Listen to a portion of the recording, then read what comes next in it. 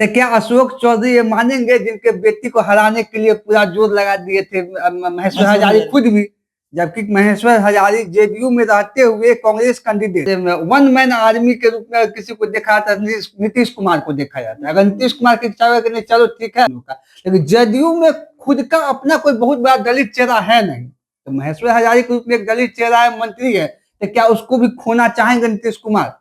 दूसरे पार्टी चुनाव लड़ने चाहते हैं, चुनाव लड़ेंगे।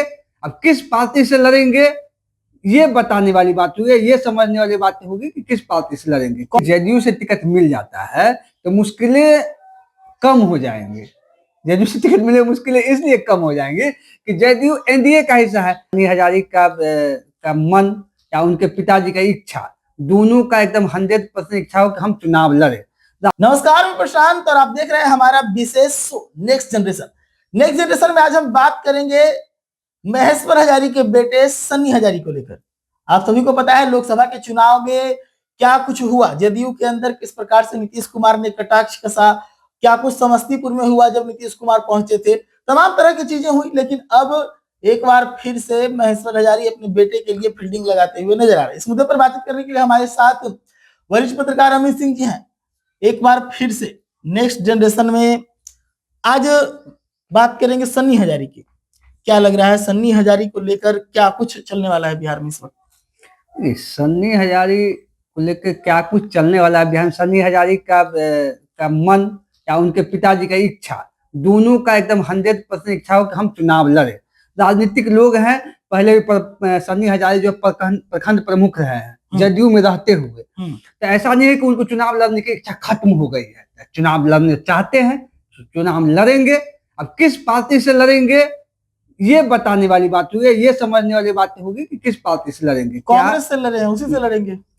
हाँ, कोई कांग्रेस लड़ेंगे, लेकिन पिताजी अभी भी जेडीयू में हैं। अच्छा, जेडीयू में पिताजी उनके मंत्री हैं, भले साइडलाइन कर दिए गए हैं उनको, उनका बहुत ज्यादा अब जेडीयू में जो है उनको पूछ नहीं हो रहा है, लेकिन जब तक जेडीयू में है, जेडीयू को पार्टी से नहीं निकाला, मंत्रिमंडल उनसे जो है नहीं छीन रहे हैं नीतीश कुमार, मंत्रिमंडल उनके पास है ही, तो संभावना बनती है कि नीतीश कुमार को मना ले, वो जेडीयू शीर्ष नेतृत्व को जो है महेश्वर हजारी मना ले। पुरान जेडीयू में काफी समय से है महेश्वर हजारी, पहले भी मंत्री रहे हैं, तो वो मना ले उनको और वो कोशिश करके कि इस बार हम जो है सो अब हो गए, हम बहुत दिन चुनाव लड़े, मंत्री बने, सब कुछ, आप जो है मेरे बेटे को टिकट दे दीजिए, जो पिछला गिला शिकवा है हम भूलने के लिए तैयार है। लेकिन क्या नीतीश कुमार इस चीज को मानेंगे? क्या अशोक चौधरी इस चीज को स्वीकार करेगा? अशोक चौधरी जो है नीतीश कुमार के करीबी माने जाते हैं, एक समय में बहुत ज्यादा करीबी माने जाते थे, अब भी करीबी माने जाते हैं। तो क्या अशोक चौधरी ये मानेंगे जिनके बेटी को हराने के लिए पूरा जोर लगा दिए थे महेश्वर हजारी खुद भी, जबकि महेश्वर हजारी जेडीयू में रहते हुए कांग्रेस कैंडिडेट थे, जो उनके पुत्र सन्नी हजारी थे उसके लिए प्रचार कर रहे थे। तो इन चीजों के आधार पर देखा जाए तो जेडीयू में टिकट मिलना थोड़ा मुश्किल लगता जरूर है, लेकिन नामुमकिन नहीं है। इन परिस्थितियों के आधार पर अगर देखें तो जेडीयू से उनको टिकट मिलना मुश्किल जरूर है, लेकिन नामुमकिन नहीं है। अगर नीतीश जी की इच्छा हो जाए, जेडीयू में मतलब बॉस, मतलब कि वन मैन आर्मी के रूप में किसी को देखा जाता है, नीतीश कुमार को देखा जाता है। अगर नीतीश कुमार की इच्छा हो कि नहीं चलो ठीक है, माफ किए, हम देते हैं तुम्हारे पुत्र को टिकट, और दलित चेहरा है तो जेडीयू में भी दलित चेहरा, जैसे चिराग पासवान एक बड़ा दलित चेहरा है, जीतन राम मांझी बड़ा दलित, दोनों अलग अलग पार्टी है दोनों का, लेकिन जेडीयू में खुद का अपना कोई बहुत बड़ा दलित चेहरा है नहीं। तो महेश्वर हजारी के रूप में एक दलित चेहरा है, मंत्री है, तो क्या उसको भी खोना चाहेंगे नीतीश कुमार कि दूसरे पार्टी में वो भी चले जाए परमानेंट हमेशा के लिए? ये देखने वाली बात। आपने दो शब्दों का इस्तेमाल किया, एक ये कि साइडलाइन कर दिए गए हैं और दूसरा नीतीश कुमार को मना लेंगे। तो क्या लग रहा है कि लोकसभा के अंदर जो हुआ, यानी जिस प्रकार से सन्नी हजारी के लिए मेहनत करते नजर आए तो महेश्वर हजारी, और मंच पर नहीं गए थे नीतीश जी के साथ, और नीतीश जी ने जो वार्निंग दिया था कि चुनाव के बाद निपटेंगे, कहीं नीतीश कुमार सजा तो नहीं दे रहे हैं? सजा तो दे ही रहे हैं, सबक तो सिखा ही, नीतीश कुमार किसी को नहीं छोड़ते हैं, सबक तो सिखा ही रहे हैं, इसलिए उनको साइडलाइन किया गया है।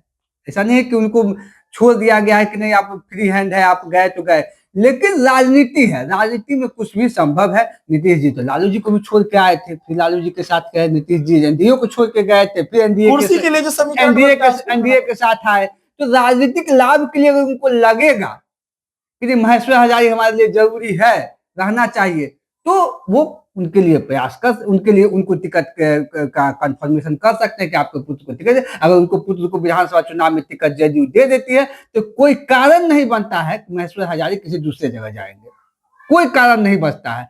पिछली बार भी इसीलिए दूसरे तरफ गए कि उनको लग रहा था कि जदयू से हमको यहाँ टिकट मिल जाएगा, मैं हम अपने पुत्र को टिकट दिला, हमको मिल जाए या मेरे पुत्र को मिल जाए, ये जरूरी नहीं था कि वो पुत्र के लिए चाह रहे थे। ये इनको टिकट नहीं मिला, इस परिस्थिति में हुआ कि हम तो मंत्री हैं सरकार में, तो अपने पुत्र को टिकट दिलवा दिए कांग्रेस से। कांग्रेस को भी लगा कि भाई दलित चेहरा है, बड़ा मंत्री का बेटा है, प्रभाव है क्षेत्र में तो होगा, लेकिन प्रभाव वैसे अगर देखा है लोकसभा चुनाव में दिखा नहीं। 1,87,000 वोट से हार गए, बड़ा अंतर से हारे। लेकिन क्या लगता है कि एक लोकसभा का जो माहौल था वो और एक विधानसभा, इसमें कितनी मुश्किलें होंगी सन्नी हजारी को अगर जदयू से टिकट मिल भी जाता है? देखिए, जदयू से टिकट मिल जाता है तो मुश्किलें कम हो जाएंगी।